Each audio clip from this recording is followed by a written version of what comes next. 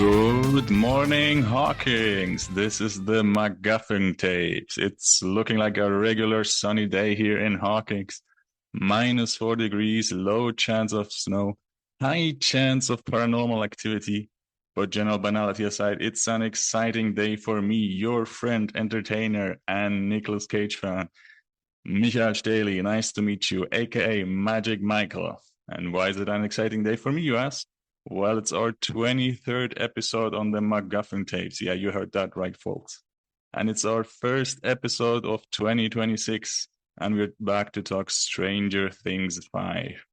Joining me is my co-host, the queen of late night, All Night Allah. How are you doing? Hello. A full Bob Newby intro.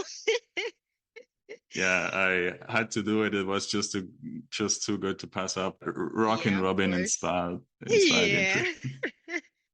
I thought it was more a Bob Newby from the show, the West End show, which you are probably not familiar with, No. but I am.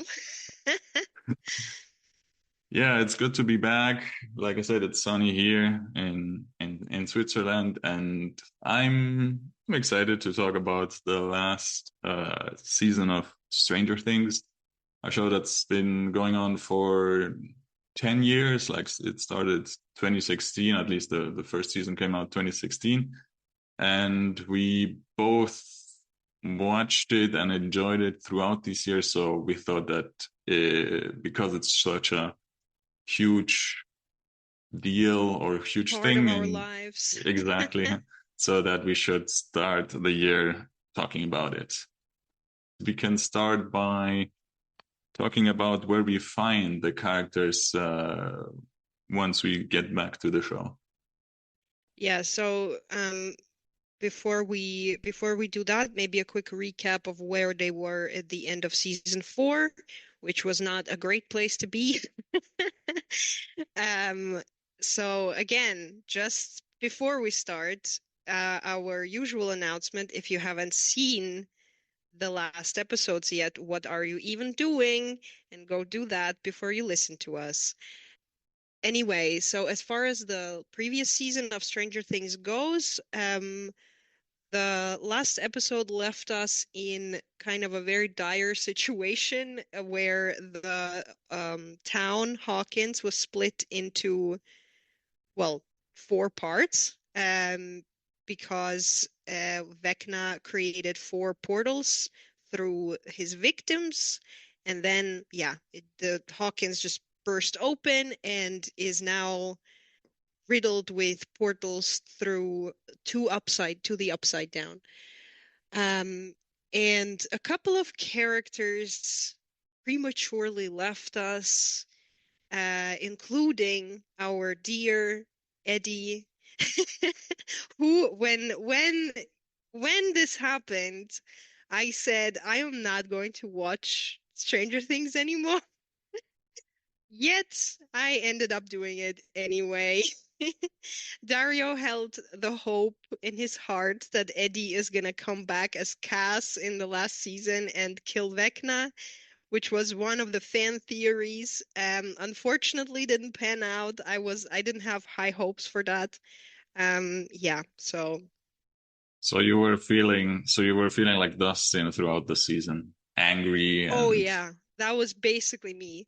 And I must say, I think Dustin had the best character development out of every character we know in the show, but we can still talk about it later. yeah. Mm-hmm. So yeah, we find ourselves in a torn up Hawkins, and we are introduced into the story again. I think about a year later, or do you remember how long passed since then in the very beginning? No, I don't remember exactly. I think it just was re about a year. Yeah, I just rewatched the beginning, and there's a brief flashback with Will being trapped in the Upside Down in Hmm 1983, I guess, where the hmm whole story started. Yeah, but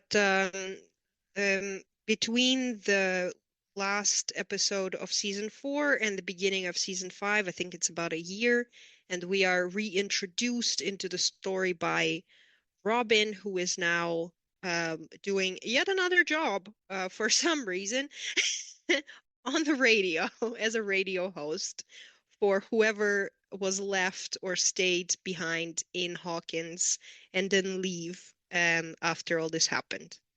Yeah, and so the biggest thing is that it is now completely occupied by the military who are, well, doing a lot of different things, I guess. Partly maybe protecting Hawkins, maybe not. Yeah, and just before we started the show, we were talking about that a great part of the characters. I mean, I guess it's the buyers are living at the house of the The sorry, I forget Wheelers, them, the the Wheelers. Wheelers. Thank you, because their house was destroyed in the last season. Hmm. If I remember that correctly, Um, and I'm not, I don't remember that, but yeah, I don't could have remember. been So just like anything else, or a I lot of it. I haven't rewatched the older seasons. So yeah, if I'm blanking on details, I hope you can help me out. Oh yeah. Um, yeah, and it's life in Hawkins is a bit different, and the like we mentioned, it's the military is present in the town, and otherwise the kids are back to their almost usual business in the sense that they're still riding the bikes and getting together, mostly at the station, at the radio station, where they have this tunnel where they go into the upside down. And I guess one of the first plot points is that Hopper is going into the upside down to do some exploration because they want to find out where Vecna is located or hiding, because yeah, they want to deal with him. And I think 11 goes with Hopper, and they have a little of a quarrel about, well, because 11 was training to get into the military base in the Upside Down, and yeah, Hopper is pretty much trying to protect her, and he doesn't want to see her hurt. And I think the idea behind it was that the assumption that they had is that the military are holding Henry or Vecna, right? Yeah. Should we talk about the military a bit? Should we? Because it doesn't seem like the Duffer Brothers wanted to finish any part of that story for us. Yeah. But so we can. I mean, yeah, I guess we can also go a bit into a bit of a critique here, in the sense that, yeah, it's the military here is more like a side plot and not Yeah, really like a relevant secondary for the villain. story. Yeah, Yeah, I mean, they are very relevant to the story. That's what's annoying. They seem to be very relevant, and there is a huge part of it that we get introduced to again, introducing yet another new thing in the last episodes of the last season and then not resolve it. Yeah, I don't know. what I do you find that a mean? bit strange. With the pregnant women, with the lab, Ah, true, yes. Dr. K in general, like where did they all go suddenly? Yeah, It's just yeah, I have a lot of critique here. And like just like everybody else. that I guess let's call it plot point. It came out of the blue, and I don't know, it was an add-on that probably wasn't necessary. I guess the military for me is more, yeah, like I said, it guides the plot, but it's sometimes I felt like, okay, maybe these scenes could be shorter, or they don't really add to an interesting conflict, maybe. They definitely raise the stakes, but in terms of yeah, having an interesting conflict, I don't know. I feel like at this point by season 5, everybody's just really focused on dealing with the primary villain and adding the secondary antagonist here. I don't know. Either it just distracts or it's Yeah, I'm not sure what they were trying to do, especially considering that in the end it really does not get resolved and we're just supposed to kind of forget about it. Then why did you draw so much attention to it to begin with? Yeah, I mean, for me, why the military is in the story is because in at some moments you have these two fronts where our core group is being attacked, let's say. So they have to deal with the military on the one side and Vecna on the other. And that Mhm. is very noticeable, I guess, in the last scene, but also sorry, not in the last scene, but in the last episode, and I guess in the episode in the sorcerer episode. Well, it was also an exit strategy for 11 because Yeah, yeah, yeah, if the military wasn't there, then there would be no reason for her to disappear in the end, right? yeah. I Whether wanted it to. happened or not, but Yeah, we can talk more about that later. But yeah, that was what I was hinting at. And I was thinking throughout the season that, well, the military was always present in this story. I mean, they, I guess, abducted 11 and experimented on her and abused her. So it was always present, but I guess this time around well, it was I wouldn't say that was them who abused 11 and kidnapped her in the beginning. It was still the lab first and okay, foremost, sure. Yeah, and then the military got added onto that. yeah, sure. So it For was me, not it's initially that. okay, that's true. For me, I put them all in the Hmm. same category, I guess. But yeah, the lab storyline was a bit more interesting with her relationship with her dad, and because that had some, I guess, emotional ties as well. And in this season, yeah, the military is more like a narrative device. Also, what did you think of Linda Hamilton as what is it? Is her character called Doctor K? I thought that I was seeing double when I see Nancy and I see her in the same film because Nancy is basically like a Sigourney Weaver or like the Terminator lady, like this just is just so specific 80s character. Like, yeah. That's true. That's true. I don't know. Dr. K herself, again, I is fine. If we had two seasons out of that, if we were building this character up to be one of the primary antagonists to fight on the, human side of things and not the monster side of things, great. It would have been great actually. But for that we would have to have another season, I feel like. Because the way that it was now is that we are we have this character and we had no story with her, and it was almost uninteresting to watch. To me personally, I really don't care about much of what's going on with 11 for the past four seasons.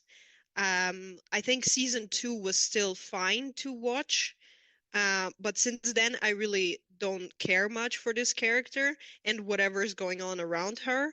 And those are the most skippable parts for me because I rewatch the previous seasons quite often, quite regularly. I would say maybe once a year at least I rewatched the previous seasons. And so the scenes that I would skip most are the 11 scenes and whatever military or lab dealings there are. Yeah, for me, like she's a bit too. I mean, Doctor K is a bit too generic of a character, and yeah, like you Yeah. mentioned, probably the fact that we only have one season, there isn't time to. Well, maybe There's no there is, build up but to the character, I feel exactly, like. yes, She's a bit that's the empty issue. and just Yeah, like this very, very just a sample villain, There's no depth to the character. yeah. For me, what bothered me a bit is that sh- she's a bit old, and how she is portrayed and shot in the season is you can see that she is quite tiny in comparison to some of the other soldiers, and that hurts a bit the Yeah. believability of her being like a tough military commander. Yeah. Well, I mean, for me, it doesn't hurt that because we saw her act out very badass roles in her career. So for me, this kind of is what they're riding on mostly. So I would believe that she could reach such a level in her career. What I do not believe is her tackling one of the bigger guys and like threatening him and being very, physical and pinning him down. And I was like, yeah, okay. Have you seen this guy? Have you seen her? She would not be Yeah, able to do that.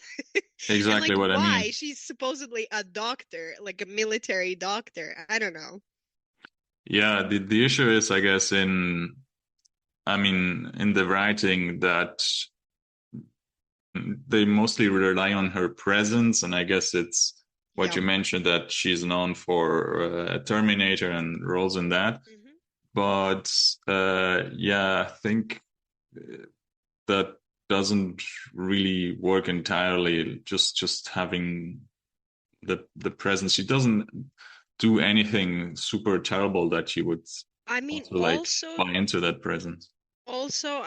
I'm kind of questioning whether this presence work for all audiences because I'm not sure how familiar Zoomers are uh with or Gen Z are or like younger generations in general are with her roles in the Terminator. So I feel like it only works for millennials and then not even all, I feel like, because I can imagine that not millennials of all ages have seen the Terminator movies. Yeah, that's true. And like I said, how they enforce their presence is sometimes through these physical interactions with some of her soldiers, and then what you mentioned, there is a size difference that doesn't really make that believable. So yeah, What I also think is a bit ridiculous is there is a scene in the lab when Hopper and Eleven reach the lab and they are fighting Dr. K there before they reach this room that is their goal, right? Where they hope to find Vecna. Um, they are fighting other military people. They have no trouble killing those people. When it comes to Dr. K, however, for some reason they decide they don't want to kill her. Why is that? I just don't see any reason for them to keep her alive if they have a possibility to kill her, because I think there was a possibility to do it. So they could have one problem less. I mean, in a way, I guess if Dr. K is gone, it doesn't mean that all the problems are gone on the military side of things, because there could be another person coming in. But still, it's just a bit questionable for me why you don't deal with your loose ends when you have a chance to, because it seems like they don't have any trouble doing that with other people, like military characters or the monster characters. yeah, that's a fair point. I guess Dr. K has a bit of a plot armor there. Although thinking now about the that scene that you mentioned in the lab, what we get some glimpses of is that Dr. K is smart or can think ahead or is a bit strategical. I guess there is a brief fight scene between her and Eleven where you can see that a bit, and then how she uses that plant-like creature in the lab to attack Hopper with, and then more towards the end of the season where she figures out where the gang is hiding out. And I guess that's a bit more in line of her Terminator character, where she also was very resourceful. Let's go back a bit because I wanted to talk about how we find the characters at the beginning, and especially I wanted to talk about Dustin Ooh, okay. because he has I guess the biggest trauma I guess from Eddie dying in the previous season, and yeah, is acting up because of it. Um, I thought, yeah, and there's an evolution to his character, and I think that's one of the most interesting things. Seeing him acting up, and that's very normal for a teenager as well. Yeah. Um, but yeah, it creates some conflict within the group, and yeah, makes for some interesting drama, I feel like. Yeah, and I think this is actually the most consistent change of a character that the Duffer Brothers were able to pull off. I feel like personally, because it was not on a huge scale like maybe some of Eleven's transformations were, or even Will's.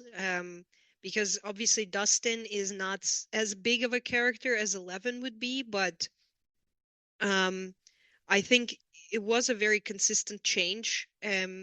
For example, what I can compare it with is the change of Max into season 4 compared to the end of season 3. What happens at the end of season 3 is Billy, Max's brother, Half brother. half brother. Not half brother. What do you call that? Never mind. Anyway, her brother dies a very gruesome death at the hands of the mind flayer, right? And she is very traumatized by that. And technically speaking, it makes sense that she would be further traumatized by that and the subsequent changes in her family life because her mother and Billy's dad are not together anymore and they have to live in this trailer park. She has to live there with her mom. Um, and it makes sense that she changes into a very kind of more cynical person, a darker person. But the last scenes of season 3, what happens? Eleven and Will are, well, and the Byers family in general are leaving for California. And while they are there, Max is among all the other people who are helping them pack, and her and um, Lucas are just having fun. They're singing. They are fine. And for me, this is not consistent. That's what I mean when I say not all characters had this consistency. But for Dustin, you definitely see a lot of overlap between him and Eddie and his behavior and his path that he didn't get to live. And that is a hint to the very last episode of the 5th season. For me, I guess Mike and Lucas are all I mostly Mike is always the same. He hasn't changed much at the beginning of this season. We'll That talk is more true. about at the end. Will the same, although we'll talk about Will more in just a second. And yeah, I guess the other development is that Lucas is still going to the hospital and visiting Max, who is in a coma. Um, yeah, which I thought it was really nice. I mean, that shows that he cares a lot for her. Just going to the hospital and Hmm. being there and doing that regularly. That was nice. This is something I wanted to ask you is that I feel like the structure is pretty similar to previous season of Stranger Things in the sense that usually it goes like this that there is some conflict with the demigorgons or the upside down that they have to solve, and the group splits up. And while the group is split up, it's about their interpersonal relationship. And then, sort of towards the end of the season, the gang gets back together. They develop a plan and save the day, basically. And I feel like this is also the case in this season. Um, I think it's the first major plot point is that Hopper goes into the Upside Down to gather some intel. I think 11 joins him. Yeah. And then afterwards we have the what was the first plan where Vecna is trying to kidnap these people for the not the people the children from the school, and then I guess it's Mike and Will and Lucas were trying to deal with that. Hmm. What we are forgetting here as well is that one of the characters becomes a very big piece in this story, and that is Holly, the younger Wheeler sister, who we all saw in the previous seasons as a baby, as a toddler, as a child, and now she becomes a bigger character in her own right. And she is playing a very big role in this season, which in itself, I guess, makes sense. It's almost like a new generation of kids is now inheriting all the issues and problems that that initially belonged to Yeah, the kids we totally. all knew from the first seasons and that are now older teenagers. Do you want to talk about Holly quickly? Sure, let's go ahead. I feel like if either of us have to talk about Holly, it should probably be you. I don't know. I felt like her character is I liked her character. Um, I mean, she's also a bit of a plot point, I would say. Although she becomes more of a character once she meets Max and starts to be more proactive in saving the other kids that were trapped by Vecna. Yeah, but I think also her role initially is she Vecna needs her as part of his plan, right? That's why she initially becomes important. And there are other things that even before she gets into Vecna's house and gets to meet Max, that is still generating a lot of yeah, plot points like the Demogorgon attacks on the Wheeler house, for example. Yeah, exactly. So, I think the attack on the Wheeler's house is the major plot point. And regarding Holly's character, that's, I guess, her initial stage where she's still kind of afraid. I mean, it's totally normal. She's a little girl.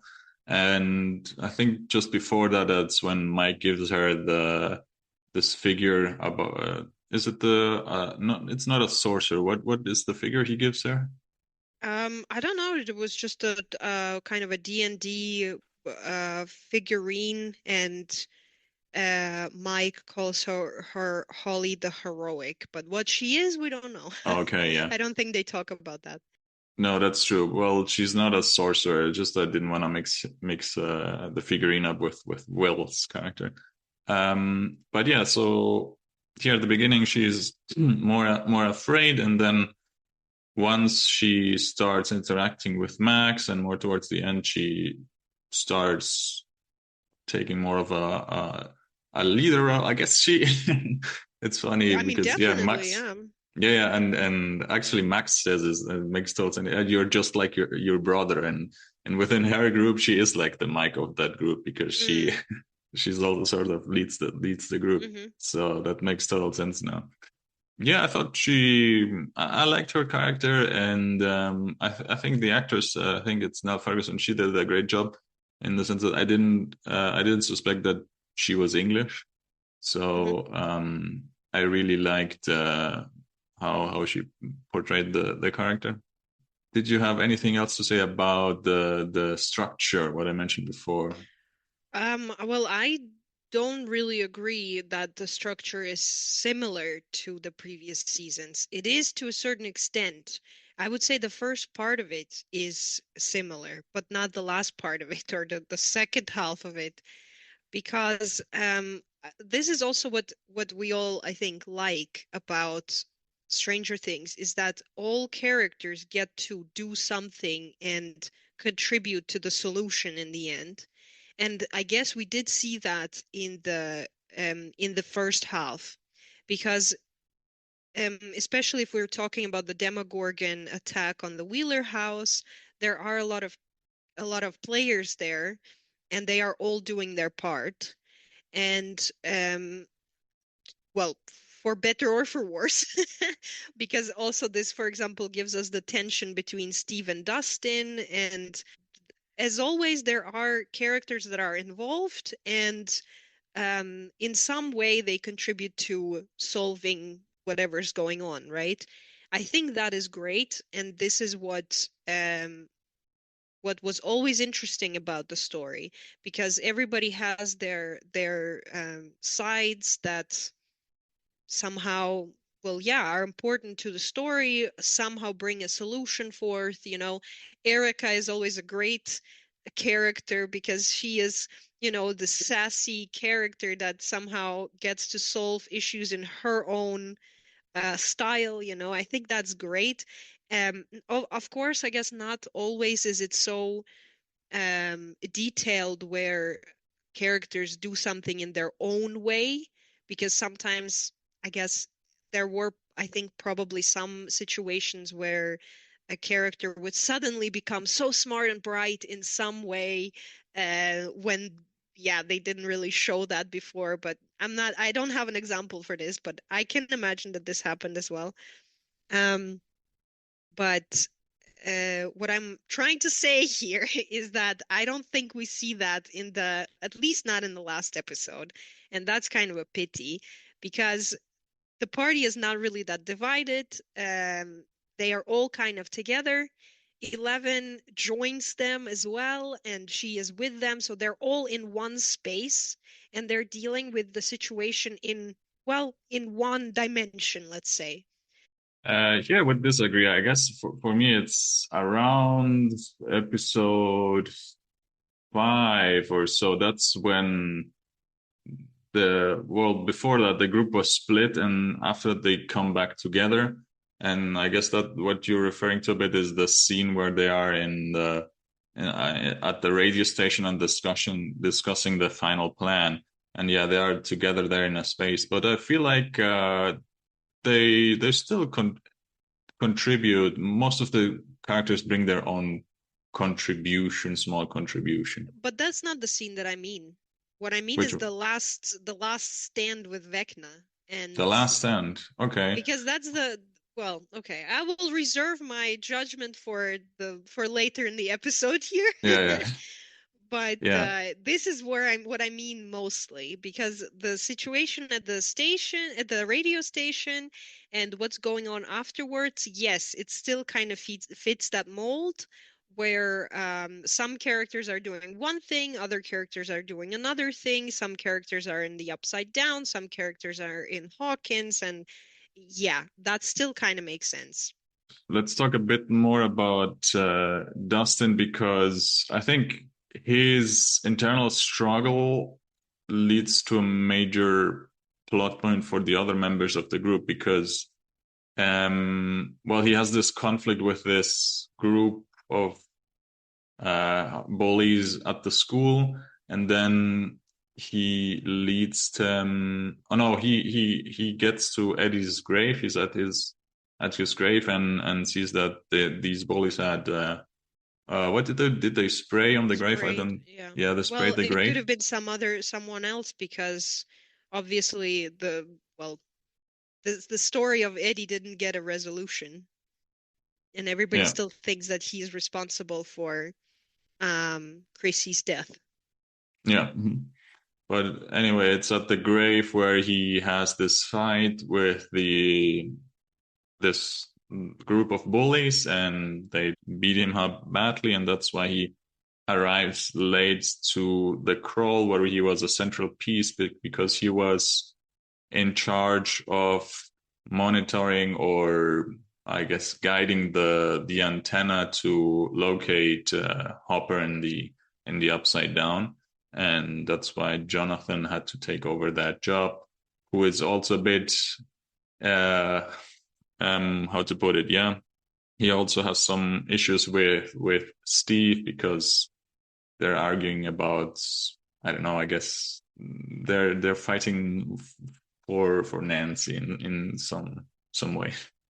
Yeah, and I think after that we can get to the middle episodes, but let's get to my favorite character of this new season, which I'm is scared. delightful Derek. Oh, yes. I think he's everybody's favorite character. Yeah, Okay, go ahead. credit to the Duffer Brothers that they are able to introduce some new characters, and we still care a lot for these new characters. Not the majority of them, but this is one specific example where I think Definitely. they nailed it. But here I would like to contradict, after all, is that again, a lot of new characters appear in the new season, and a lot of them do not get any resolution. That's probably true. For But I guess example, Vicky. Vicky is Robin's girlfriend, or Yeah. yeah, true, yeah. But let's go ahead with the ones that do get a lot of our attention, which is Derek. Well, partly it's I guess also because of the writing, because he first Vecna wants to, oh, they use him as a bait that so that Vecna gets to him, and then that they can, I guess, get into the Upside Down and locate Vecna. But after that, that plan doesn't pan out, and they no, does it pan out? I guess. Well, they infiltrate him into the military base because the Mm. militaries are taking the kids to their base for protection, I guess. I don't remember exactly. And Derek there becomes sort of a spy, and, Mhm. yeah, is trying helps the gang to exfiltrate the other children. Mhm. And yeah, why we love Derek, well, why I love Derek so much. Huge credit to Jake Connolly, the actor, who I think is great, just because he has to play these two very different, let's say, not characters, but different emotions. First, he's dipshit Derek, and he's totally obnoxious. He reminds us of some children's movies. I saw an interview with him where he mentioned that his audition tape was some lines from the movie Home Alone, where they gave him lines from Kevin's brother, who was very obnoxious. And yeah, he is so obnoxious in those first scenes. But then he is also part of the writing. He is able to transition into this delightful character once yeah, I guess once he gets that affirmation from, I guess it's Joyce who calls him delightful Derek. Yeah, I also really like the character. I think the actor did a great job, and as you said, playing kind of almost two different characters. That's true. Yeah, He also seemed to be like a really great kid in real life because he did a lot of promotional stuff, I think, for them as well. And yeah, seemed like a, a cool kid. yeah, protect that kid, and I hope he gets to do lots more things, because what he did in this series I thought was amazing and brilliant. Mhm. Um, Yeah, and now we can get sort of to, well, I hinted a bit that Derek sort of is this infiltrated spy where they try to rescue the other children from the military base in the Upside Down. And here is where a lot of the gang is already involved in this. I guess it's only Hopper and Eleven who are a bit on their own track in the Upside Down still, because they were trapped there. And that oh, and also I guess it's Steve and Dustin and Nancy and Jonathan who go into the Upside Down with the car, right? Hmm. Which is, that image is sort of a reference to Back to the Future, which gets Hmm. yeah, referenced a couple of times in this Yeah. season, and the moment where they drive the car through that barn, which is already sort of opened, is a portal to the Upside Down. That's yeah, a visual reference to Back to the Future. Yeah, so the gang is trying to get the kids out of the military base in the Upside Down, and I guess here is one of the major episodes. That's the sorcerer episode where we get a big development from Will. Yeah. Well, to be honest, again, I will bring my critique in here as well. everybody's talking about how it's a great episode, or it's at least a great development into the story. And in a way, of course it is, because it helps the characters a lot. My question is, why? Why would Vecna grant him basically those powers? Because I don't see the reason for that. I read that Noah mentioned this, the actor, and the Duffer Brothers, is that they viewed the relationship between Vecna and Will sort of as a Harry Potter and Voldemort. So maybe it's something that Vecna can't really control. That's how I thought of it. Yeah, there's no real reason. I mean, Yeah, but the thing is, it happens in the scene or after the scene where Vecna basically says, "You will be my spy again, and you will spy for me one last time." And then he doesn't. I don't, or did he? Or and I missed it. Like I don't really see where that happened. yeah, that's true. That line, I think they mentioned it a couple of times throughout the season, and maybe they had something planned with that, but it doesn't amount to anything. So that's sort of a plot line that doesn't get Yeah, but it fleshed out. seems kind of major, It seems like a Yeah. major thing that happens and then it just again doesn't get a resolution. Maybe it does and I just don't remember it, but as far as I'm concerned, I don't see Will spying for Vecna, at least not in a very overt way where we know it happened. Maybe there's again some, mind-bending stuff going on that we just didn't read into or whatever. That's where again the fan theories come into play here, because there are some great ones also surrounding that. But yeah, I don't really see it. Yeah, that line doesn't really pay out. I mean, I guess there's just one moment where Vecna captures Will again, and he is sort of, well, he mentioned that he in his dreams he used to do this tunneling to dig the tunnels when he was dreaming. So maybe you can interpret that as him being a Will being a spy again. But yeah, it doesn't really get you. We don't get a payoff for that line, and yeah, it could have been an interesting like plot point and a conflict point for the season, but maybe that's something that they cut because it was just going to take up too much time to develop that. I don't know. Talking about the sorcerer episode, I really liked the that confrontation at the military base. First, we see, I guess, Vecna coming out of that portal, and it's I think they were inspired by Darth Vader in Rogue One and a bit of Terminator, where Vecna just kills everyone left and right and shows what his powers are made of. Yeah, it's very Again, kills everyone left and right, but not Joyce. yeah, I true. That's what I don't understand those things. Yeah, plot armor. But yeah, his powers are very like Darth Vader like.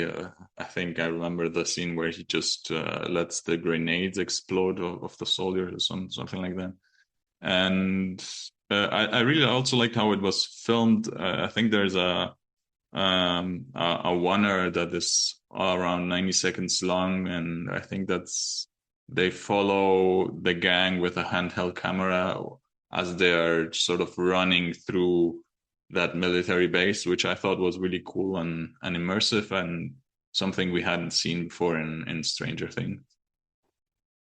And yeah, I also really liked the moment where Will sort of awakens his powers. I thought that was really cool and I know you're I was pumped. I guess it was cool. Yeah, I must agree. Here I would like to say though, in defense of Mike, I would like to say something. Well, it's in defense of everybody, but specifically because you mentioned it about Mike, I mentioned it about Mike as well. Is the fact that Mike doesn't get any development throughout the story. Um, I guess in a way, it's still very consistent with him as a character, even as he was in the very beginning in the first season. But here he stands between the between a Demogorgon and the kids, right? He protects the kids. So does Lucas. So does Robin. So they all are willing to sacrifice themselves for the kids, for protecting the children that Vecna is out for. Yeah, so that's just, you know, Oh yeah, a that's cool. point Yeah, for yeah, Mike. yeah, yeah, yeah. And well, I think Mike doesn't have a lot of development up until here, but he's a Well, I mean, very again, also it is still consistent with how he was. I can imagine he would do that even in season four, even in season one, the way that just he is, right? yeah, and he's But sort of the pillar of the group in the sense that he is always very optimistic and saying things will things will work out, and he is encouraging other characters like Will and very supportive. And I think it's very important to have someone like that in a group that who you can rely on, and he's there for his friends. Yeah, Lucas also defends the younger children and is even attacked by the Demigorgon, slashed by the Demigorgon. So that's yeah, hardcore. Um, and yeah, I wanted to say a bit more about the set. This military base is a set, and where they film lots of scenes. I liked it a bit in this episode, the Sorcerer episode, but yeah, you can sometimes notice that it's a set, how they move around. Like you can see where it ends, sort of. And I was taking out a bit in some mhm. scenes at this space. Yeah. Well, I didn't really think about it, but now that you say it, yeah, definitely it is the case. For me, it wasn't really that big of a deal because I had so many other deals. Yes. So many other things to distract me from the story. Correct me if I'm wrong. I'm probably wrong, but is it after this episode where I guess episode 6 where Max comes back? Yeah, it's in the second set of episodes, yeah, Okay, then it should be where this we 6. again get action from Mrs. Wheeler. Oh, right. Yeah, yeah. I forgot. I wanted to mention that. Yeah, I thought that. Yeah, the Miss Wheeler moment when she was defending Holly was pretty intense. That attack, and oh, actually, this reminds me now two things. Well, first off, I really like that there are many songs throughout the seasons that are played, which are 80s songs. And what I really liked when the Demigorgons attacked the house is that the song Fernando is playing. And first it's like the mom is sort of in her relaxed zone and taking a bath. And I don't know if she's having champagne or something, and but then after the Demogorgons attacks, that the song acquires a different meaning because now it's it works like in a horror movie for me. That yeah, it's so it doesn't match what's happening, and that makes it really unsettling. So that I didn't notice that, but I thought that interesting. was a great choice, or a surprising choice how they used that song.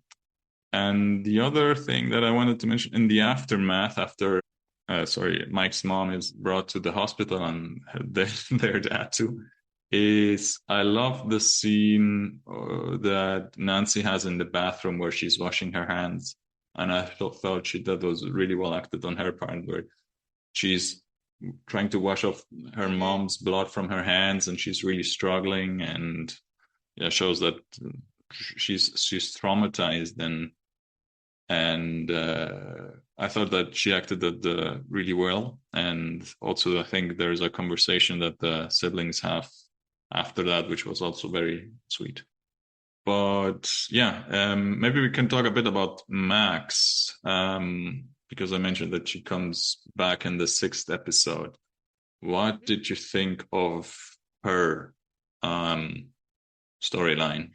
I have a problem with the last episode and the second set of episodes, so episode 7, for the reason that, I mean, to be honest, I feel like it is generally a feature of the whole season that we somehow the characters are always talking about different things and different things get explained to the audience.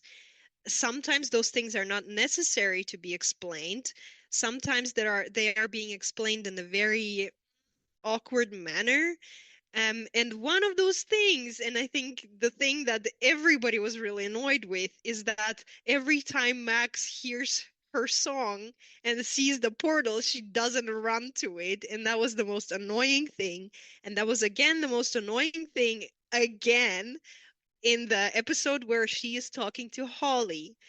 And I think that episode has a lot of scenes where characters just talk to each other in very high stakes situations where there's no time to waste. And this doesn't only refer to Max and Holly, which again is, I guess, the best example, but another one of those is Dustin and Steve, where they get to talk in the stairwell, where at the same time Nancy and Jonathan are melting away in another room.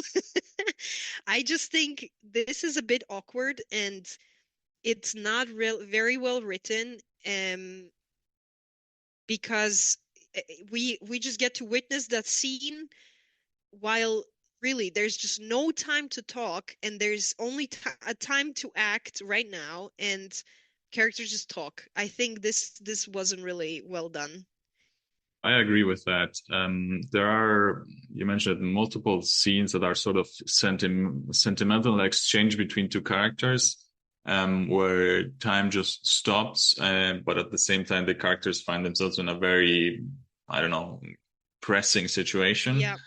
So yeah, I think that's For a writing example, issue. I can see that with Nancy and Jonathan because there's really nothing else they can do.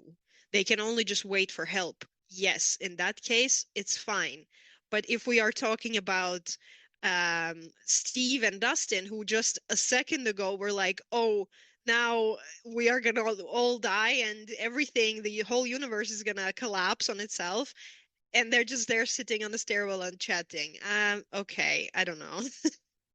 Yeah, for me, I noticed it particularly in some of the match scenes. I guess that the change she has with Holly, that it's just dragging out and a bit too sentimental. Yeah. Um, and yeah, maybe generally, I felt like maybe Max's storyline was a bit drawn out, but Mhm. that's usually the case in Stranger Things that I remember it particularly, I think, in the season where Hopper is in like the Soviet Union or something, right? Mhm. I don't know which season that was.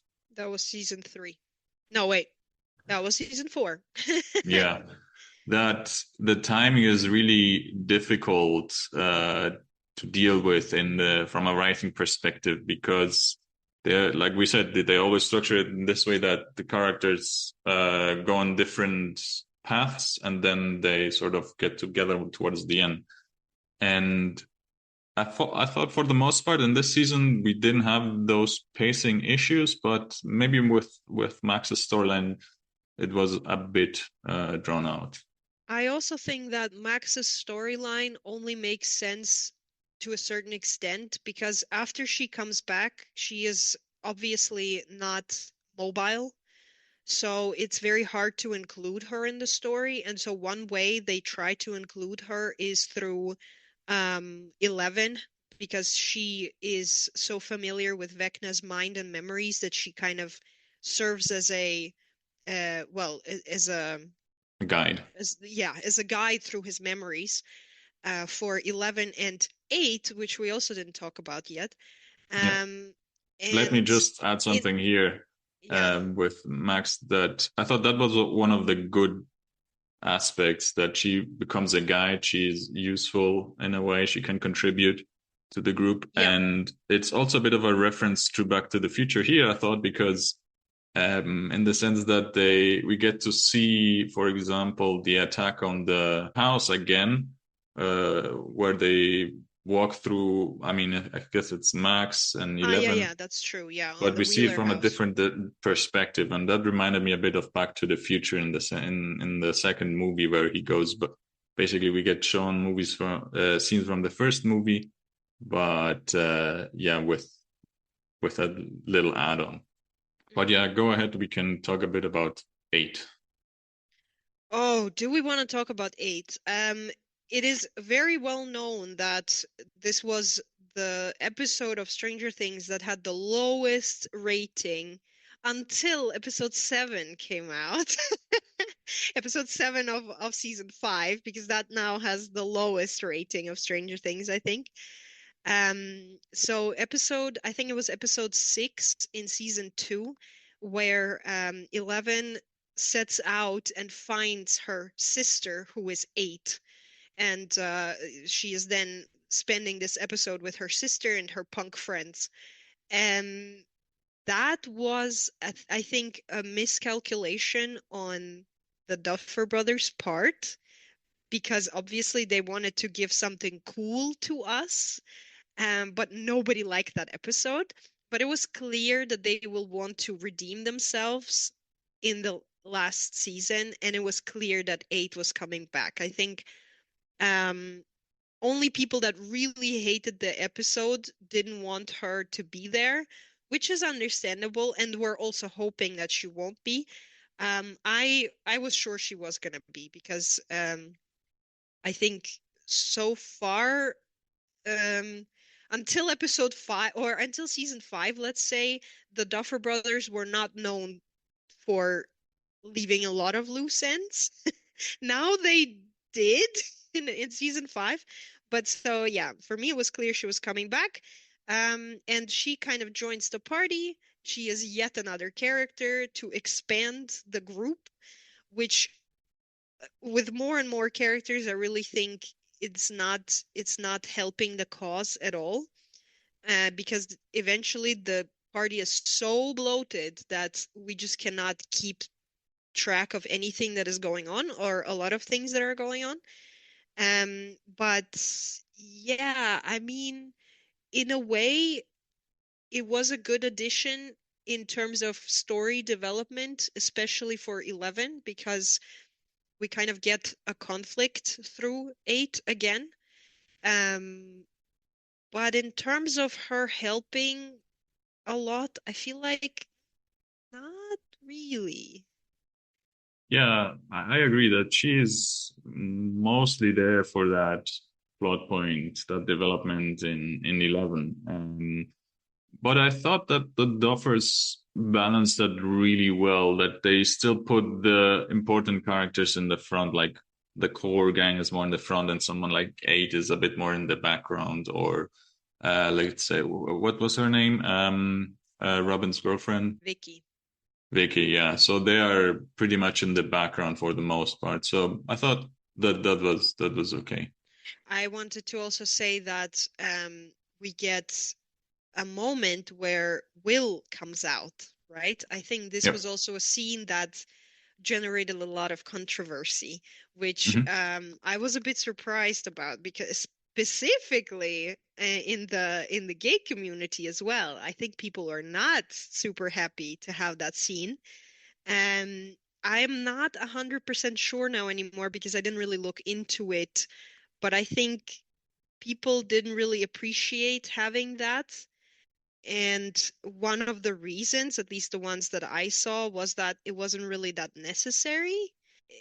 I didn't really hate the scene. I thought it was fine. It also made sense to me personally, in the sense that it is one of the things that Vecna is using against Will, and Will is trying to kind of counteract that by coming out to his people, and now, well, knowing exactly how they will react, and um, Vecna not being able to use this against him anymore. Um, and we finally get a confirmation that Will had a crush on Mike. So, which was always, especially throughout season four, was not very clear, but it was kind of very much hinted at.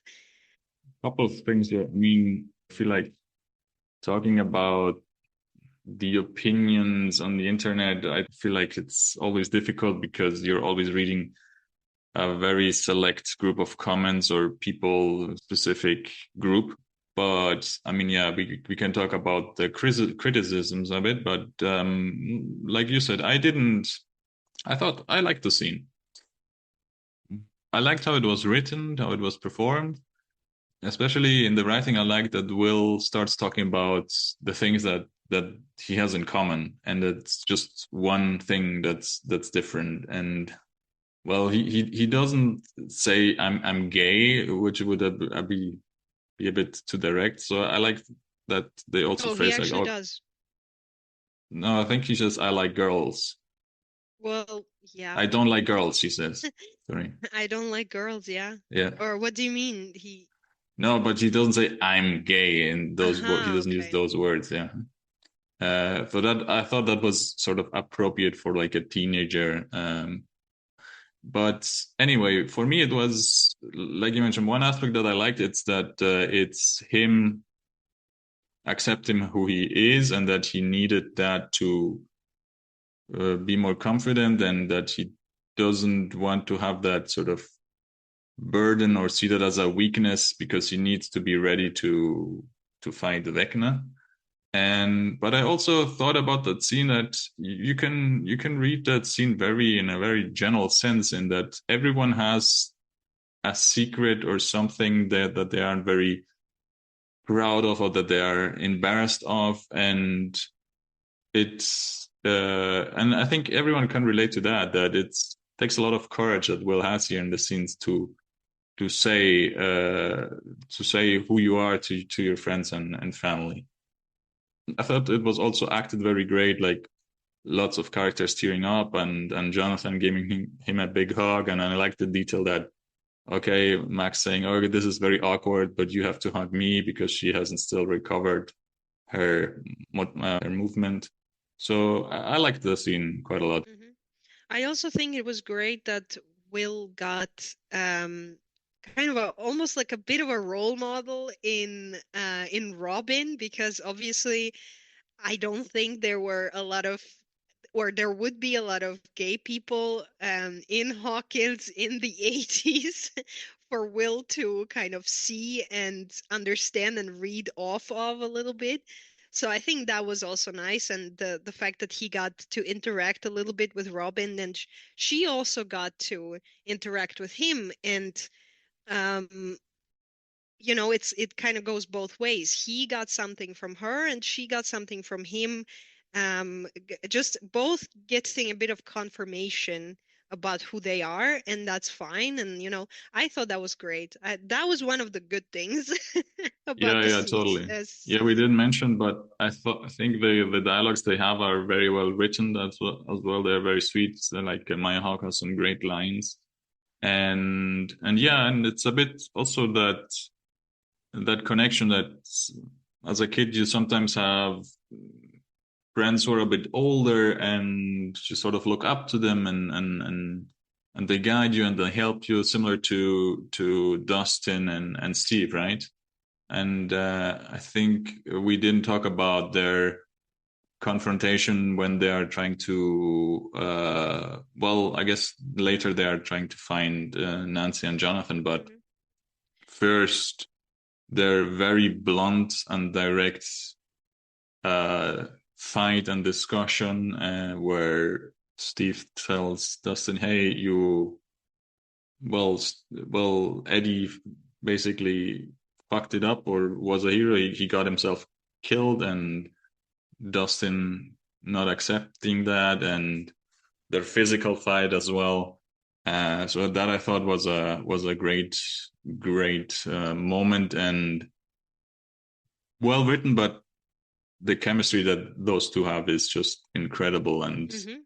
with For them you sure. just can see that, as opposed to, I don't know, it's different, but maybe it's the writing. I didn't feel the same way with the exchange between Nancy and Jonathan when they are trapped in this melting room, which I thought was really cool. This melting room, like technically it must have been super challenging. I mean, this goo floating around, and I thought their exchange was a bit more mature, but I couldn't connect as much to their dialogue.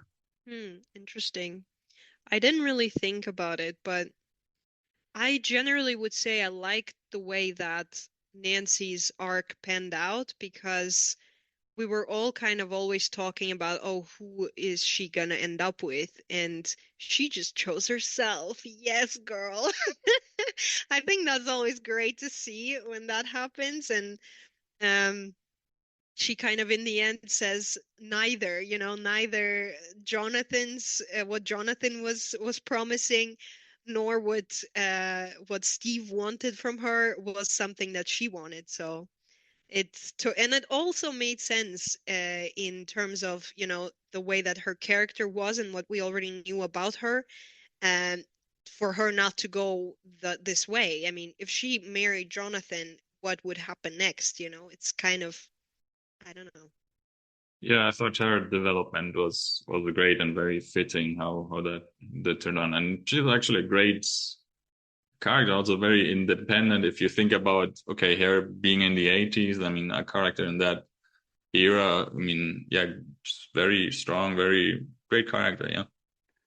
Yeah, I agree. I mean, definitely her arc throughout the whole, the whole show is also one of the good ones, one of the very consistent ones, and it just goes, I don't know, 180 degrees, from what she was in the first season to what she becomes in season 5.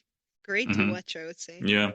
Maybe here I could add something that I was thinking about is that generally I think that the Duffers are great at writing for children. Of course, they had like 5 seasons, but I feel like all of the children they feel like children. They talk like children. I don't know, what they care about is feels like children. And uh, I was just thinking about it, just what you said, the development. I mean, some of the characters are a bit older, like Nancy and Steve, but that also feels like very relatable in the way that they're growing up and becoming their own people. So yeah, just that little add-on. Now that we're talking about characters, I want to mention two honorable mentions on my side, but seem to be dishonorable in season 5. Number one is also my number one, Murray. I'm really sad that he got so reduced to kind of a very, very redundant comic relief in this season because he didn't have any great dialogue or any great lines, I feel like. There was one scene where he kind of is important to the show, to the story of season 5. But yeah, he just like got really reduced to a few punchlines. I was really unhappy with that. I thought it was almost not like himself.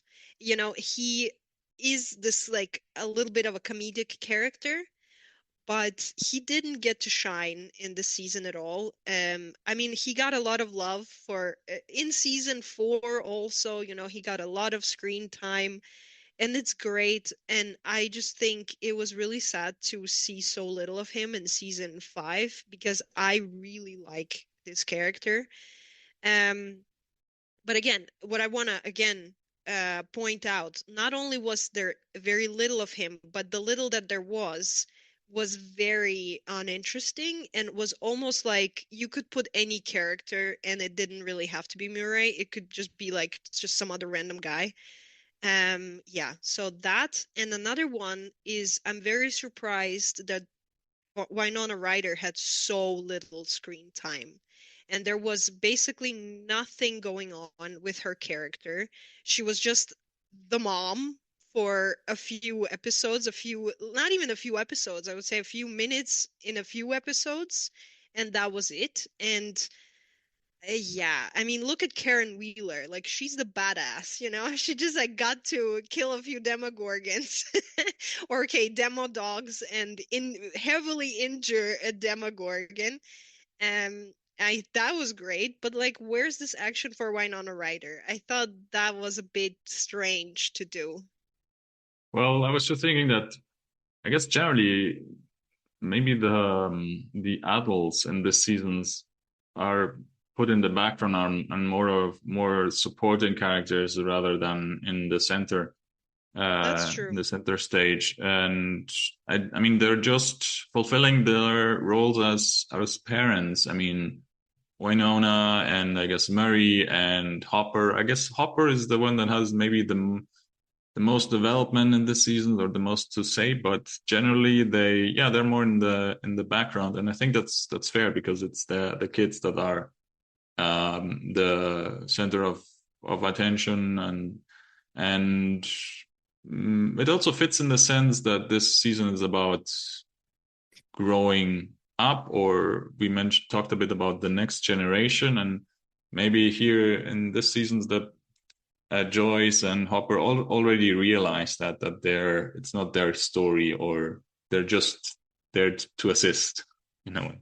I mean, yeah, I understand. It totally makes sense, and it makes sense that if you have so few episodes that you would want to put your best foot forward, and um the aces obviously that they have are the kids, so you want to lead with that.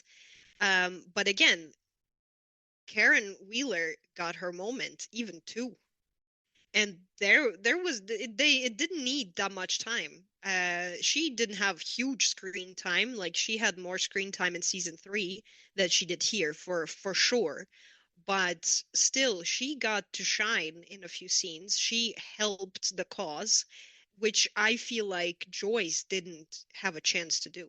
So yeah, we talked a bit about the plan that they make at the radio station, that their final plan, and I guess it made sense the sort of physics explanation that the upside down was actually just a tunnel or a connection between these two worlds. I don't know if you can if that makes sense looking back at the previous seasons. I would say it maybe does make sense, maybe not. I really didn't care either way by that point because I generally I don't know if it's just me or maybe some other people. For me, this is not super relevant. Like the Yeah. science of it is you can just keep that. For me, it doesn't matter.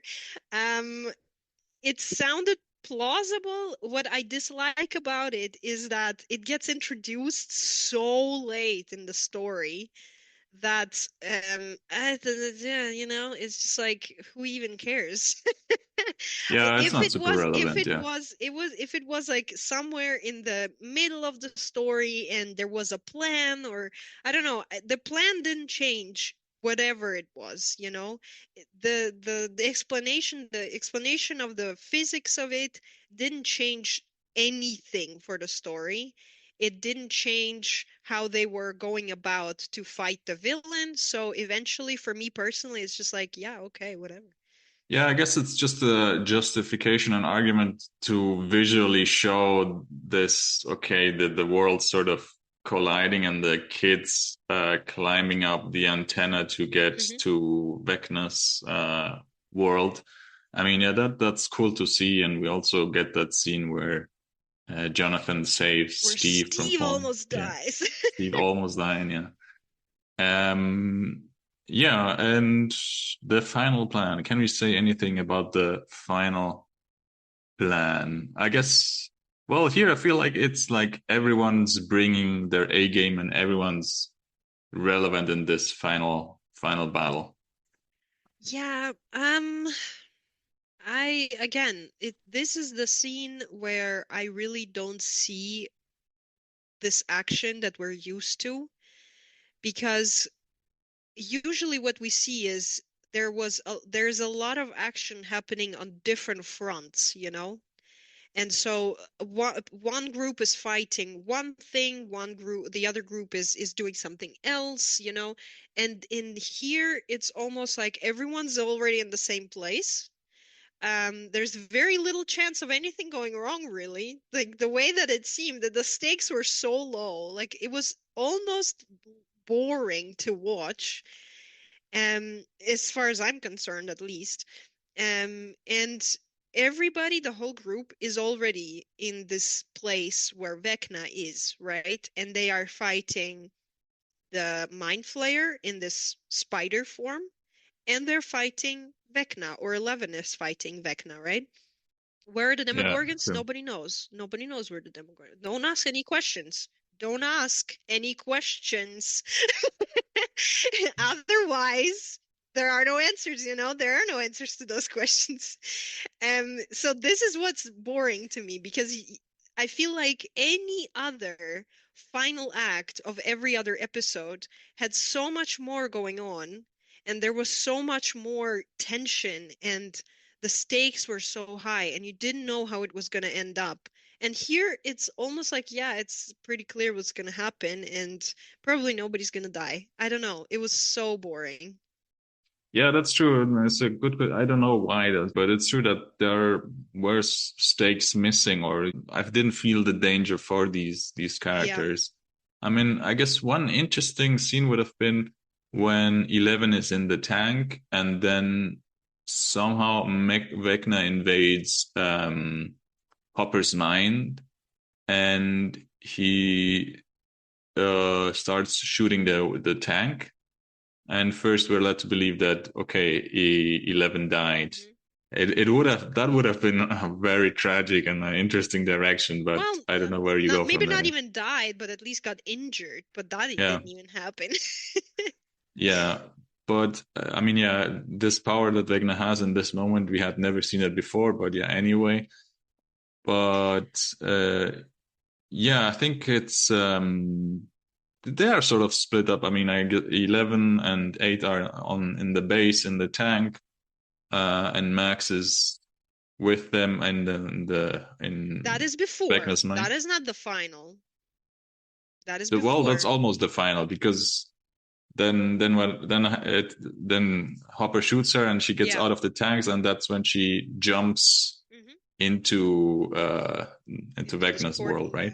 Yeah. Yeah. And then they're all in the same place, and that's when Hmm. the final battle happens.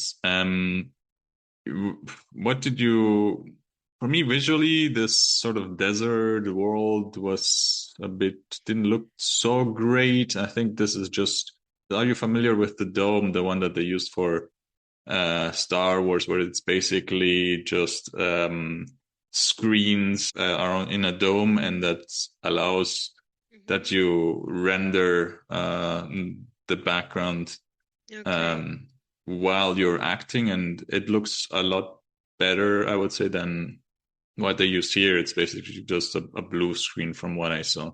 Hmm. So yeah, the Okay. background desert looked a bit not too great for me. Another question I have here, a very big one, is we get to find out a little bit about Henry's motivation, right? We get to we get the scene where he faces his fear that is in this cave, and we get basically his origin story, right? How his mind gets invaded by the mind flayer. But actually, this again doesn't give us anything. We get this motivation, but in the end, there's nothing, it's not something that can be used against him. Will is trying to do it, and Will says, it's not your fault. You can fight it. And Henry's like, no. Okay, cool. But then why did we waste so much time on that if like anyway you want to stay a villain? And I don't know. This for me this was a bit strange to include and then do nothing with. Yeah, I mean, just basically summed up my thoughts. I thought the setup was great with the mystery. I could relate that a bit to like Voldemort and the Horcruxes in Harry Potter, but it didn't really have a great payoff. I mean, yeah, Will tried to talk to reason with Vecna, but didn't work.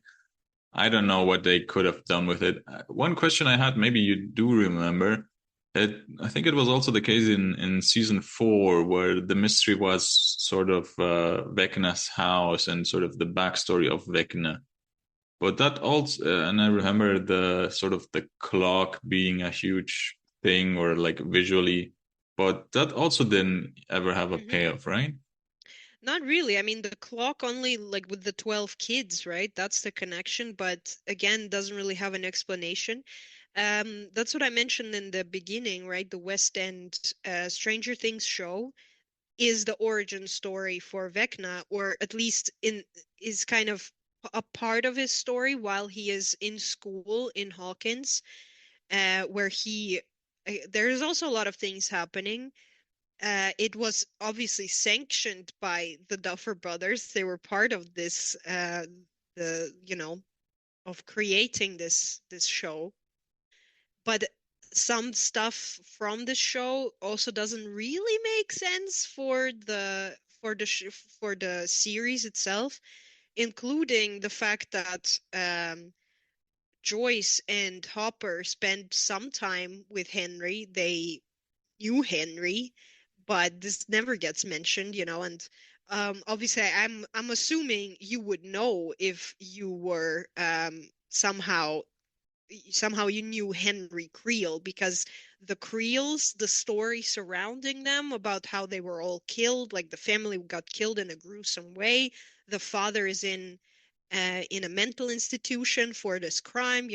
I'm sure it would be a story to know, and yet it never gets mentioned. None of the older characters ever say anything. So this is a bit of yeah, like a thing that doesn't really make sense. I never really, like, I tried to close it off and not think about it, but if you are being very picky and you want to look into it, then that is something again that doesn't really make sense. Um, yeah, but other than that, I guess the story with the clock really, I don't know. Maybe it does make sense in a way, but it doesn't get explained. The only real payoff I see, or it's not even a payoff, but regarding Henry's story, is the hand where he is shot at is his left, I believe, and it's the same hand that is sort of the longer and more monster-like hand. Yeah. That's a detail that's easy to not miss.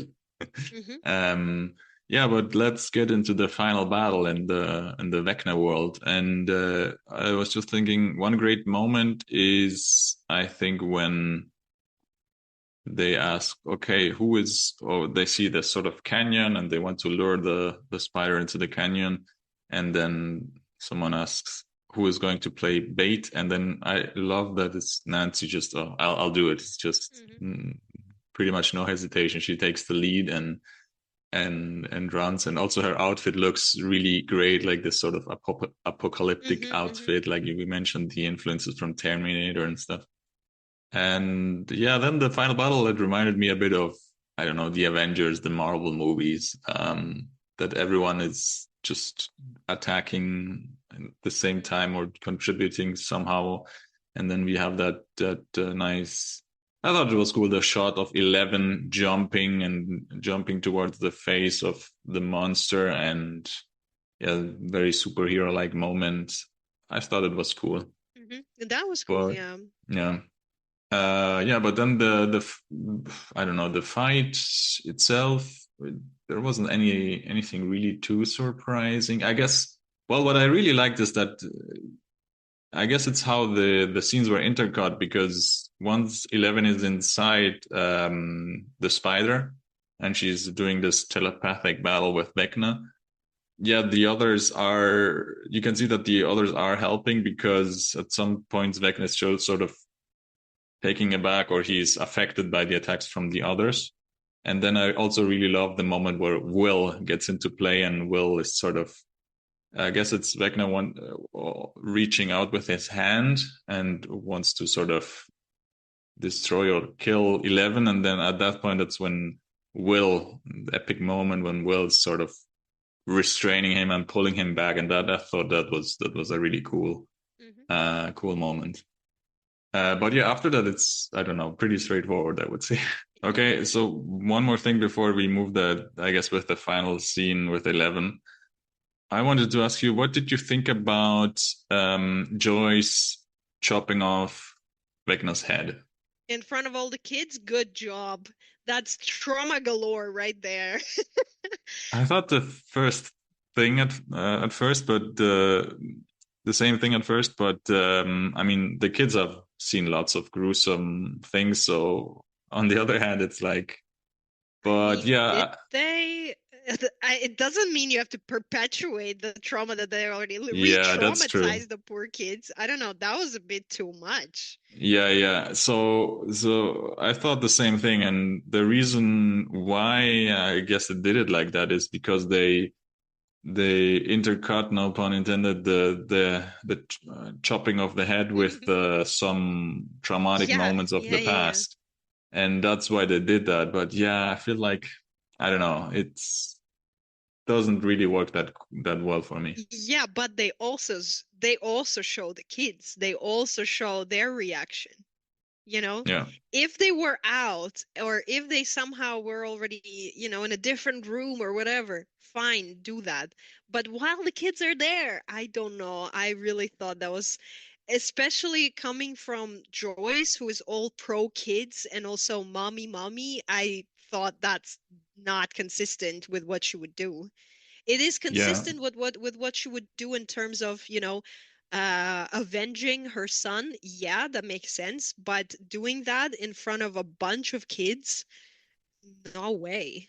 Yeah, this was all. I guess the reason was also to give Joyce a cool, epic moment. But yeah, the next thing is the secondary villains, the military, and here we have the conflict that they want to take 11 away, and then that's when 11 in the end decides to go for well, to sacrifice herself, so that she doesn't continue this cycle. And I And so thought. her loved ones can also continue living a normal life and not worry about her constantly, right? Yeah, I thought crucial for this moment was the sort of talk they had before, 11 and Hopper had between them. And I thought Hopper's speech was great. It's like very optimistic in the sense, okay, now the heroic thing is not to sacrifice yourself, but the heroic thing is to live on and survive. And I thought that was a really interesting thought. And well, yeah, and at that moment, it seems like she went for the sacrifice. Well, at, Um, at least allegedly. alleged. But yeah, so what I'm hearing from your voice is that you hated the last hour, and Oh yeah, it's in terms of the last hour. I thought you will say you hated the last season. no, the last I hour. feel like we talked about our criticisms a lot. There were also good things about the season overall. But I guess we can still talk about it a little later. Well, this the epilogue is. I guess you're not a fan of Lord of the Rings, but it's very reminiscent of that, and or I guess that's what they I were am a fan inspired. of Lord of the Rings, You and are? Lord of the Rings does those things well. Yeah. I unlike some other shows. No, listen, it's like that. In what the last kind of part of Stranger Things is doing is fine. I'm not saying this is not, I didn't want to see it or something.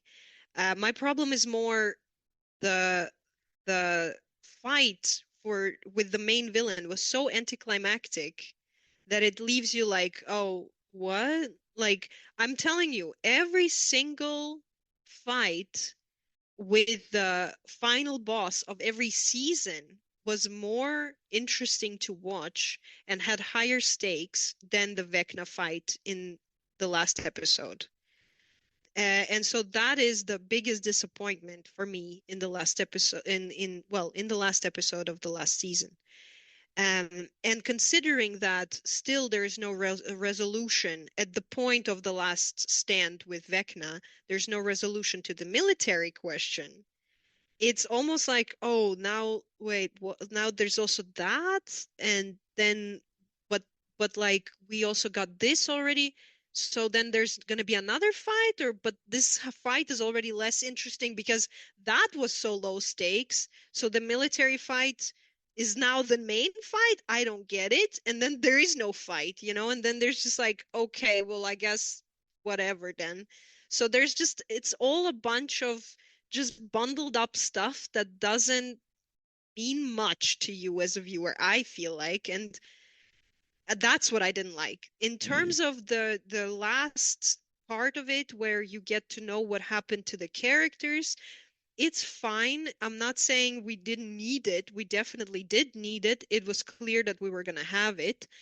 I'm not sure if it made sense in terms of chemistry all the time. For example, the scene on the roof between all the oldies, the older kids, right? So Nancy, Robin, Jonathan, and Steve, I thought was a bit meh. I didn't really care for it that much. It's interesting to see the what ways they all went, and I think for Steve makes total sense. For Nancy makes total sense.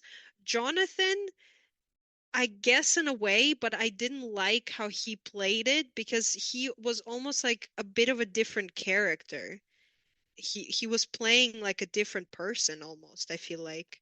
Yeah, that's true. I mean, I don't know. I really like the scene between the older kids and I guess it's a bit closer to what we are right now in our lives is that well when you start going to uni and then you have to catch up with older friends and that stuff. So I thought I liked it. I could relate to that a lot and it's very how to put it it's very maybe a boring thing, but that you have to keep in touch with friends is I feel like that's sometimes I struggle with that, and I Yeah, thought but it was nice that they talked about that. that's not really what I mean. What I mean is more the chemistry between the four people. I somehow didn't feel it anymore. I don't know. That's just what I thought. And For me, it was I felt it. I mean, they were dressed a bit older as well, Mhm. a bit more mature in their clothing, and you could feel that they are the older characters and that they're thinking about different things as opposed to the well the main gang, let's say. um, another thing that I really didn't like, again, it's I guess to recap, this is the throughout the whole season, it was going on throughout the whole season. The season starts with Robin explaining what was going on, and it is a bit forced. She supposedly does it on the radio to the people who are listening to this radio as if they didn't know what was going on. It's just like, why? It didn't seem natural to me. I didn't like it. And in the end, they decide to do the same. And I'm like, okay, listen, it was already bad in the first episode. It's even worse now.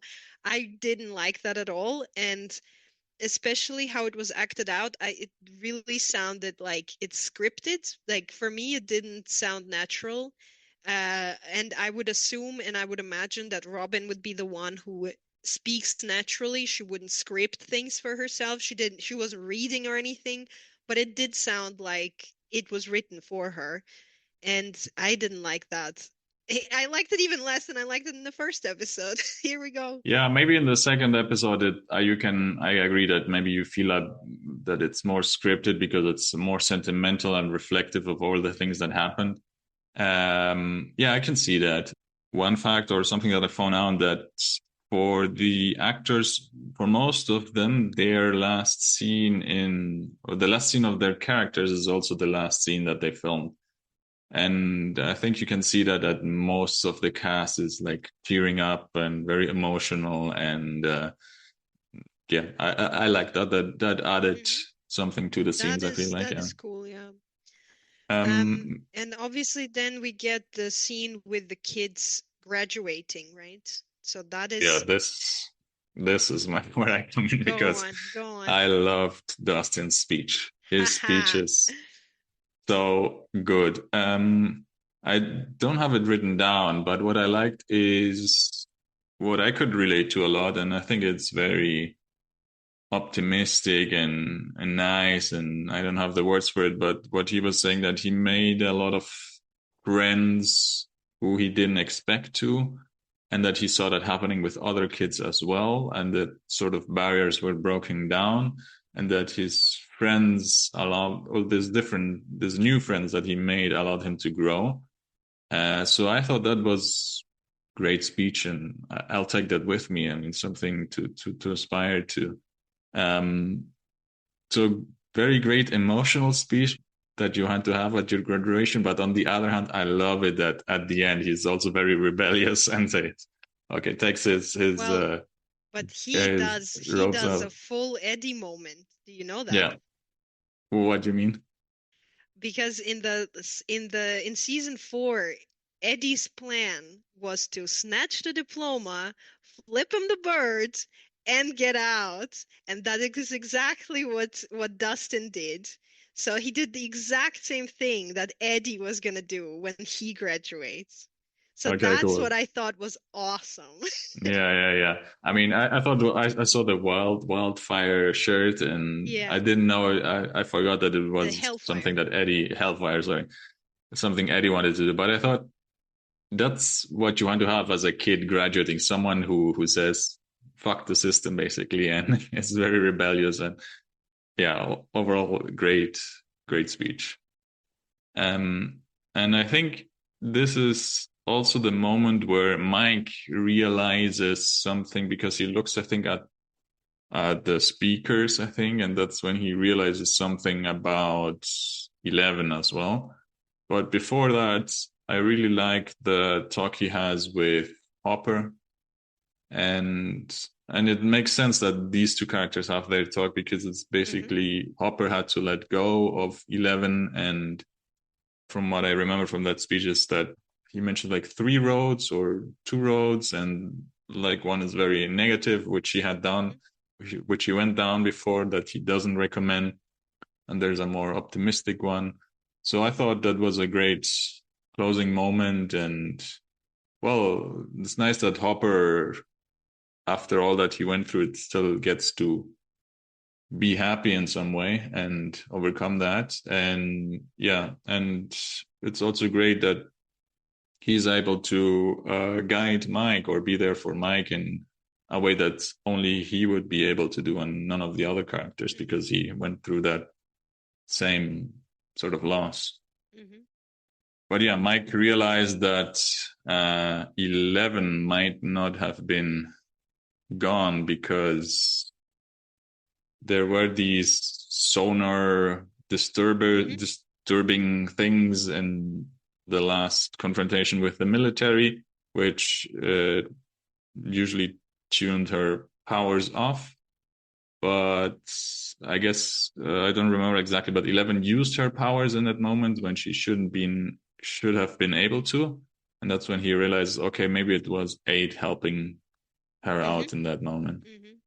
Which is a bit far-fetched, if you ask me, because that would require eight staying conscious and alive with a wound, a gunshot wound to her belly for hours and hours, and still be able to use her powers. And especially considering that Mike knew nothing about the way that Eight died, or Eight got shot, let's say, the circumstances surrounding that, whether somebody really saw her die, whether Hopper was right there. He did not know nothing about it, and making such an assumption, I mean, I guess a grieving mind will do that. So yeah, quite possible, I guess, But that's what but I liked. So that this is, I mean, visually it's intercut with his explanation is intercut mhm, with their last D&D game. And for me, at least, it's a bit left open if that really happened or not, or if it's just Mike, a wishful thinking by Mike, and that's what he wants to believe. So I like it. It's a bit ambiguous. Although we do get the scene of 11 at the waterfall, so implying that she is alive, but for me at least, it's a yeah, bit yeah, ambiguous. yeah. But yeah, that last D&D game is just great, and I think Mike's speech is great. I also didn't write that speech down. Do you remember it a bit?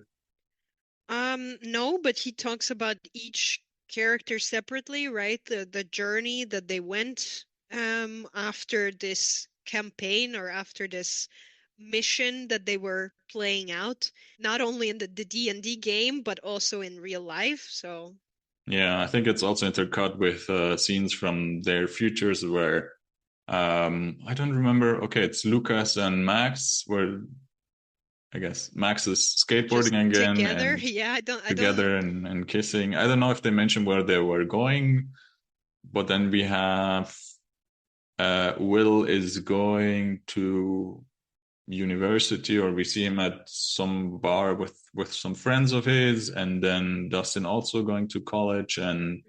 and then he meets Steve, Meeting his old friend. Steve. Yeah, that's very very nice.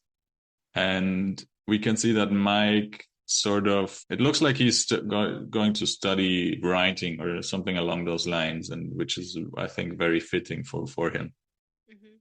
Yeah, but that's, I thought it was also a very nice speech, but well written, and here you can see the actors all tearing up, and I mean, yeah, great. I think it's that they have that moment. And then also really nice the touch that they put their I don't know what they're called, I guess playbooks from D&D back onto the shelf. Each one has their own. And once they go out of the basement, the new group starts Mhm. coming in with Holly and Delightful Derek Derek. and all, yeah. And the last shot is the closed door of the basement, I believe. So, closing thoughts on this Mhm. season. For me, I share some of your criticisms in the sense that maybe it was a bit obvious where it was going. It's not very surprising. I told you that I believe. Who did I tell you that I thought I would that would die? I don't I remember thought that anymore. Hopper would die. Oh, well, to be honest, I kind of didn't really think anybody was gonna die. Like, I wasn't really sure that Steve or Dustin, that was more of the thing that got mentioned most of the time, that Steve or Dustin are gonna die, and I just thought that is so unlikely to happen. I don't know. What would possess these people to kill Dustin or Steve, That would never happen. I thought 11 had a good chance, but then again, I also thought how cruel would it be to leave Mike and Hopper without 11?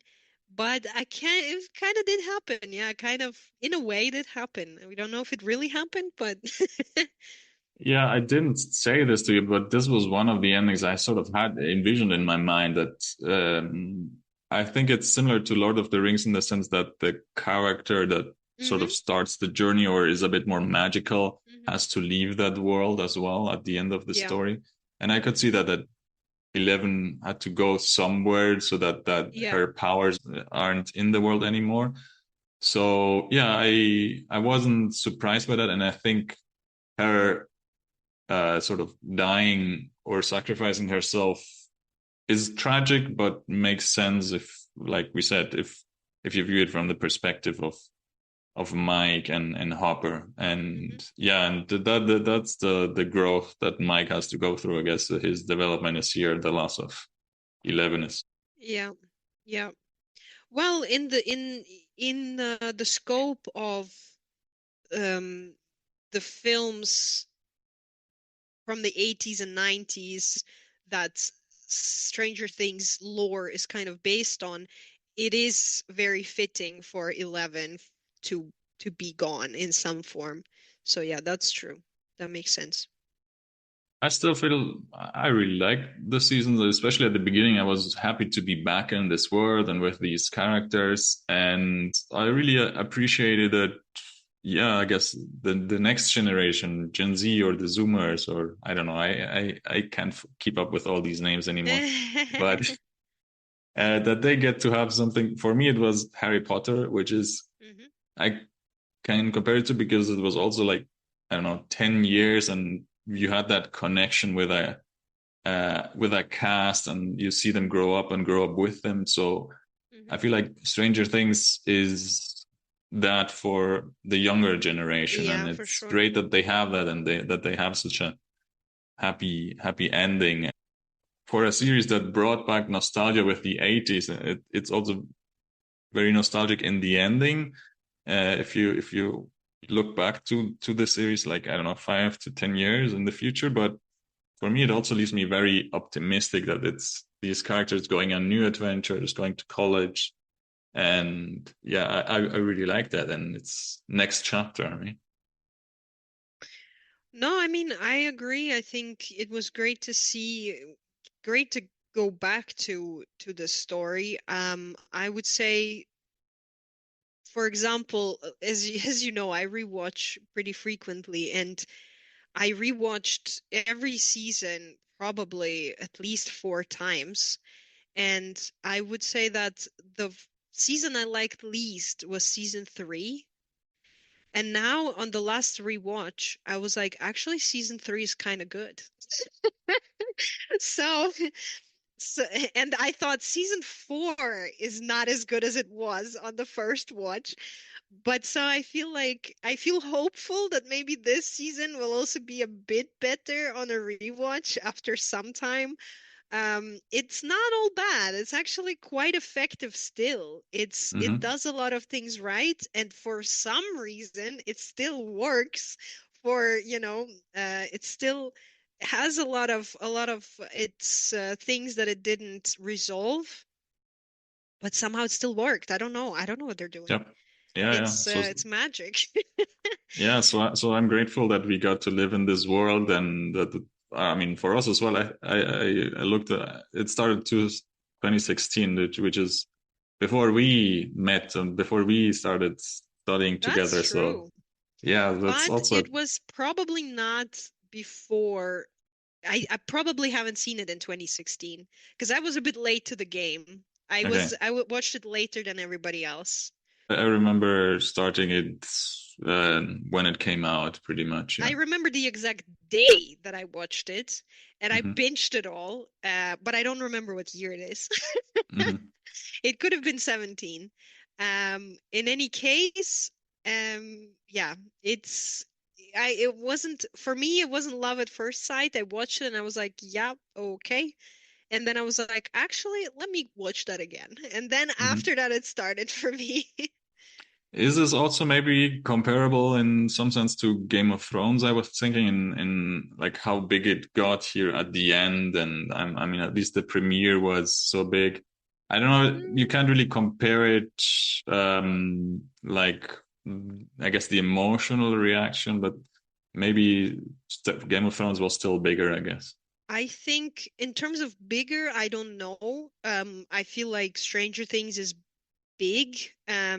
Maybe more people watched Game of Thrones, but I don't know, to be honest. I feel like Stranger Things is more approachable than Game of Thrones because Game of Thrones is very violent, is very explicit, and Stranger Things is, I mean, is approachable and all ages really can watch it. I mean, it does get gruesome, and maybe you shouldn't be watching the last seasons as a 10-year-old, but still, but at least in terms of the last season, I would say that the last season of Stranger Things, as bad as it could have been, still is not as bad as the last season of Game of Thrones. I still I'm okay with the last No, season of no, Game the of the Thrones, the but ending is fine. It's fine. I think Things probably did a better job. I was comparing it more in the sense of the cultural impact and like Hmm. everyone seeing this and Hmm. being like up to date with the series. That's how I Hmm. compared this. Like it's huge series. Um, yeah, and I talked about nostalgia, and I wanted to mention a nice quote here at the end. I wish there was a way to know you were in the good old days before you actually left them. Hmm. You know who that is? I know the quote, but I don't know. I Dario don't would know know. it. Tell me. Like, this is Andy Bernard. Right, right, right. That's how I felt here at the end. Yeah. Yeah. Okay, cool. Yeah, but nice closing this chapter and moving on to the next thing. I'll leave you with one last quote. Oh, okay. for Eddie. This is like to death. Okay, thanks for listening and catch you next time. Bye.